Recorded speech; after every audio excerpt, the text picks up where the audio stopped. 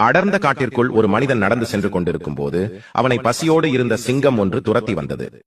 ஓடி வந்த மனிதன் ஒரு மரத்தில் ஏறிக்கொண்டான். அந்த மரத்தில் வசித்து வந்த குரங்கு ஒன்று அவனுக்கு ஆறுதல் கூறியது.